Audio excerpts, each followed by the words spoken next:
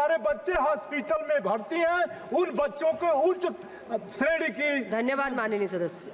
स्वास्थ्य सहायता दी जाए। माननीय सदस्यगण, नियम 377 के अधीन मामलों को सभा पटल पर रखा जाएगा। जिन सदस्यों को नियम 377 के अधीन मामलों को आज उठाने की अनुमति दी गई है, वे मामलों को 20 मिनट के अंदर व्यक्तिगत रूप से सभा पटल पर रख दें।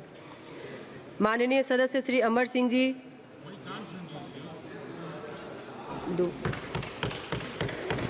दोबारा।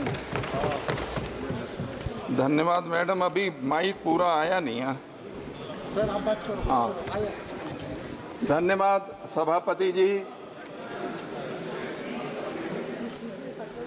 मैं कांग्रेस पार्टी की ओर से फाइनेंस बिल पे बोल रहा हूं।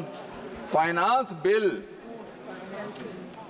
बेसिकली टैक्सेशन से संबंधित होता है कि टैक्स कौन सा लगता है, कौन छूटता है और क्या होता है। अगर ये बजट देखें और जो सरकार ने प्रपोज किया है, उससे ऐसा लगता है कि सरकार की, केंद्र सरकार की मंशा है कि salaried class, middle classes, common आदमी से एक एक रुपया ले लिया जाए किसी ना किसी टैक्स में, और जितने अमीर लोग हैं इस मुल्क के उनको छोड़ दिया जाए, उनको छूट दे दी जाए। मैं कुछ उदाहरण देना चाहता हूं कि कैसे ये केंद्र सरकार, अब इनकम टैक्स ले लें। इनकम टैक्स देखें, चाहे टोटल अमाउंट देख लें, चाहे परसेंटेज देख लें, इनकम टैक्स वो टैक्स है जो इंडिविजुअल्स पे है। ये 19% है टोटल टैक्सेस का, कारपोरेट टैक्स 17% है। क्यों जी? इनकम टैक्स कैसे बढ़ गया? अच्छा, कारपोरेट टैक्स की ग्रोथ आपके 10 सालों में 2.3% हुई है, 4.28 लाख करोड़ से 10.2 लाख करोड़, और जबकि इनकम टैक्स पे आप लोगों पर टैक्सेस इंक्रीज हुए 4.5% per annum in the same period, from 2 lakh crore to 11.8 crore. तो परसेंटेज ऑफ जीडीपी में कारपोरेट टैक्स 3.4 से 3.1 हो गया और इनकम टैक्स 2.1 से 3.5 हो गया। तो आप तो हर तरीके से इंडिविजुअल वाले टैक्स को ऊपर कर रहे हो, कारपोरेट टैक्स को नीचे ला रहे हो। तो ये तो फिर सरकार किसके लिए काम कर रही है? वर्ल्ड इनइक्वालिटी लैब की रिपोर्ट है कि जो इंडिया के 1% अमीर हैं, उनके पास 22% इनकम और 40% वेल्थ 1% के पिछले आपके 10 साल में हुआ। आप देख लो कि आप लोग क्या कर रहे हो। मैं इनकम टैक्स की कुछ उदाहरण देना चाहता हूं कि आप लोगों ने किया क्या है। देखो, बहुत सारी चीजें डिडक्शन थी, सरचार्ज पे होती है, फलाना होती है। मैडम वित्त मंत्री बैठी है, 5 करोड़ से ऊपर वाली इनकम का सरचार्ज 37% से 25% कर दिया, बाकी तो किसी का कम नहीं किया। तो इसका मतलब जो हायर इनकम है उनको आप फायदा कर रहे हो। अच्छा, जितनी एग्जेम्पशंस थी 80C में, वो 1.5 लाख होती थी जो ओपन इंश्योरेंस और फलाना फलाना करते थे, सारी खत्म कर दी। एक 25,000 का फायदा दिया है कि नए टैक्स रिजीम में 50,000 की बजाय 75,000 आपको डिडक्शन मिल जाएगी। प्रोफेशनल टैक्स, एम्प्लॉयमेंट वाला, HRA पे, हाउस लोन पे बहुत सारा इंटरेस्ट वेवर मिलता था, 1 लाख 2 लाख, वो सारा खत्म कर दिया। आप लोगों ने एम्प्लॉइज कंट्रीब्यूशन वाला जो डिडक्शन होती थी वो खत्म कर दिया, मेडिकल इंश्योरेंस वाला खत्म कर दिया। तो कौन सी चीज छोड़ी है? FDI जो बाहर से आ रहा, कारपोरेट ला रहा, उसको आपने कम कर दिया।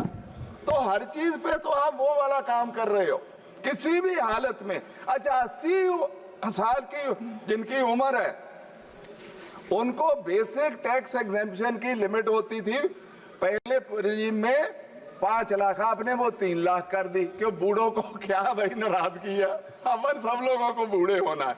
मेरा तो वैसे वित्त मंत्री जी को एक सुजेशन है, देखो 70% आपके ITR नील वाले होते हैं, 2% हिंदुस्तान की पॉपुलेशन टैक्स दे रही है।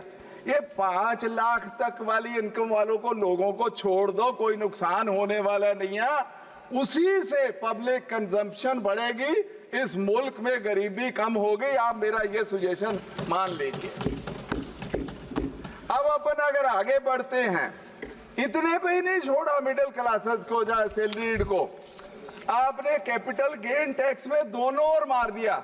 शॉर्ट टर्म गेन पे भी, शॉर्ट टर्म गेन होता है जो साल का हो, लॉन्ग टर्म गेन पे भी दोनों ओर ही मार दिया। शॉर्ट टर्म पे आपने 15 से 20% टैक्स कर दिया। अच्छा लॉन्ग टर्म में तो बहुत ज्यादा नुकसान है, वो इंडेक्सेशन जो थी प्रॉपर्टी पे, गोल्ड पे, अदर एसेट्स पे, वो सारी खत्म कर दी। उस पे लोगों को टैक्स ज्यादा देना पड़ेगा। तो आप मतलब ये केंद्र सरकार किधर को जा रही है? जो इंडिविजुअल्स होंगे, जो मिडिल क्लास है, सैलरीड क्लास है, जो छोटा मोटा, और वही नहीं, आपने ऑप्शंस और फ्यूचर्स पे भी टैक्स ज्यादा बढ़ा दिया। तो ये क्लासेस किधर जाएंगी, किधर को जाएंगे? ये वाले मिडिल क्लास सैलरी जो बेचारे ऑप्शन लेते हैं, फ्यूचर्स लेते हैं, इनका तो आपने हर जगह नुकसान किया। तो मेरा कहना है ये सारी चीजों में वित्त मंत्री जी आप रीथिंक करिए सारी चीजों पे। ये सारी पे सैलरीड क्लास, मिडिल क्लासेस का नुकसान हुआ है, रिच को आप फायदा कर रहे हैं।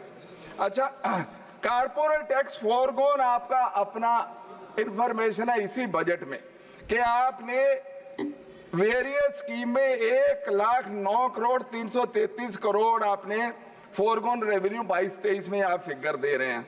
पिछले 5 साल में, मैं कंपाउंड नहीं कर रहा, 8.7 लाख करोड़ आपने फोरगोन रेवेन्यू है। तो आप देते हो रिलैक्सेशन के कोई जॉब्स क्रिएट होंगी।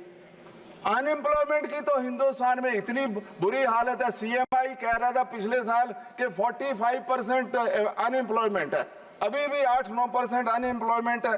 तो अपन जो देते हैं कारपोरेट को, उसका हमें आपको बेनती है कि कृपा करके हमें बताइए जो कारपोरेट्स को टैक्स छोड़ा उससे नौकरियां कितनी पैदा हुई। क्योंकि ये वाला काम नहीं चलेगा कि आप छोड़ते जाओ और कोई उसका हिसाब किताब ना लगे, क्योंकि अनएम्प्लॉयमेंट इस मुल्क का बेसिक प्रॉब्लम है। इसलिए आपका तो इकोनॉमिक सर्वे कुछ कह रहा कि 78.5 lakh jobs will have to be created in the non farm sector annually.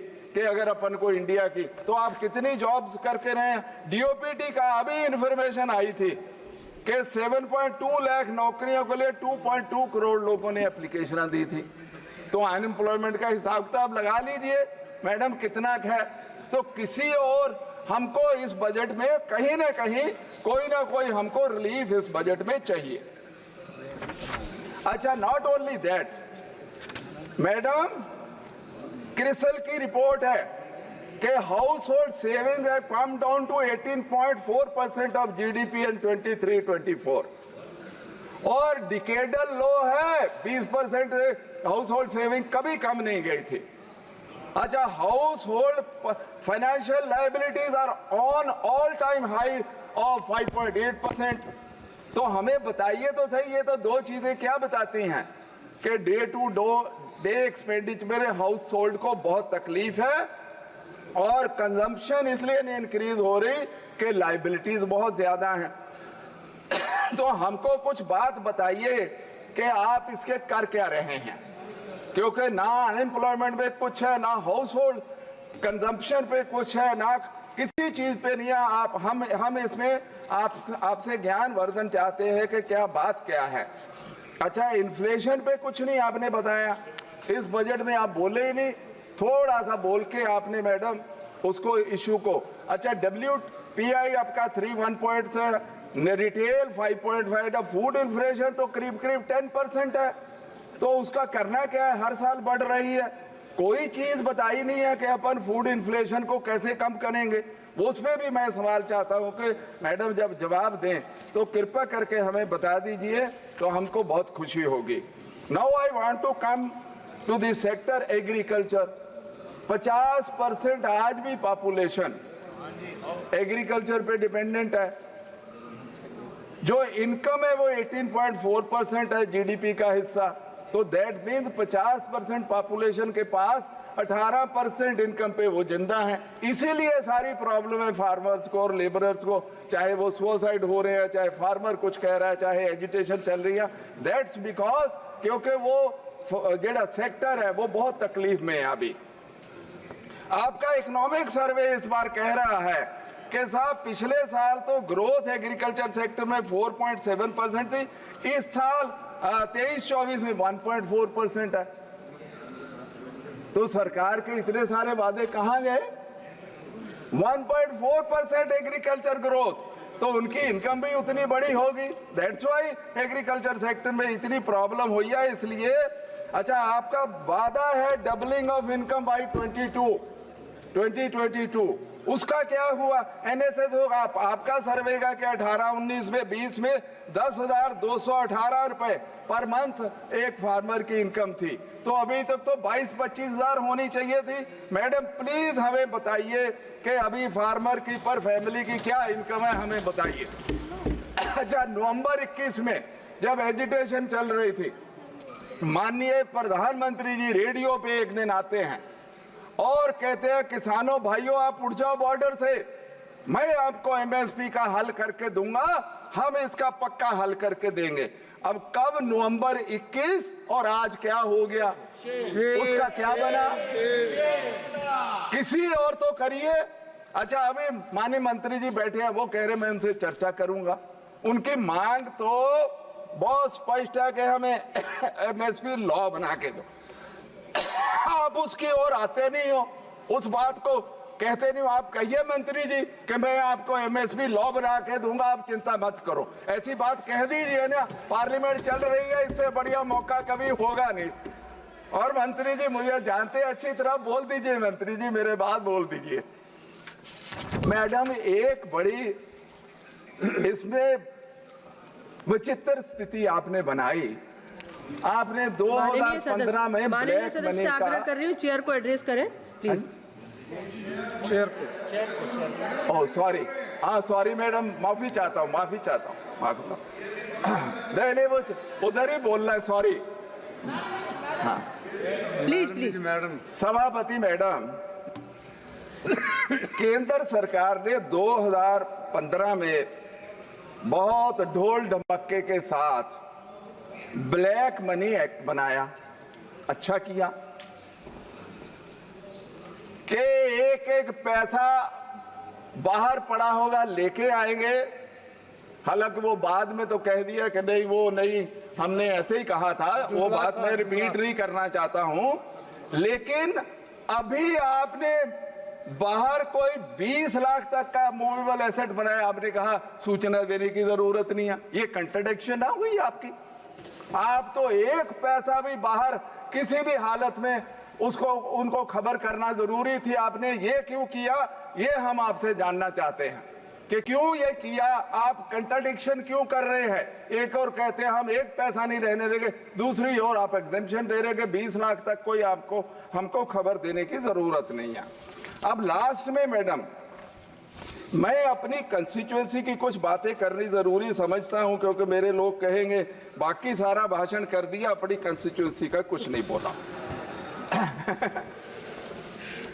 और एंड में मैं फाइनेंस बिल पे फिर कहूंगा कि मैं क्या कहता हूं इस बिल को। मैं कई बार इस मैडम सदन में सभापति जी बता चुका हूं, एक दिन 0 आवर में भी अभी बताया। मैं उस पवित्र स्थान से आता हूं जहां हमारे 10वें गुरु के दोनों छोटे साहबजादों को औरंगजेब के जमाने में उनको जिंदा नींहों में चिन दिया गया था, क्योंकि उन्होंने कह दिया था कि हम धर्म नहीं बदलेंगे। ऐसी पवित्र जगह है ये। 1705 की घटना है, 1705 की। अब 319 साल हो गए, 18-19, अभी भी 50 लाख से 1 करोड़ लोग 25, 26, 27 दिसंबर को हर साल सिजदा होने आते हैं अभी। तो आप सोचिए कितनी मान्यता है। मैं बार बार कहता हूं कि ये रिलीजियस स्पिरिचुअल प्लेस है, उसको इंटरनेशनल टूरिस्ट सर्किट में लीजिए और वहां इंटरनेशनल टूरिस्ट सर्किट वाली फैसिलिटीज दीजिए, क्योंकि वो इतनी पवित्र जगह बहुत कम होंगी हिंदुस्तान में, इतिहास में। और उम्र थी छोटे साहबजादों बाबा जोरावर सिंह और बाबा फतेह सर की 9 साल और 7 साल, धर्म नहीं बदला।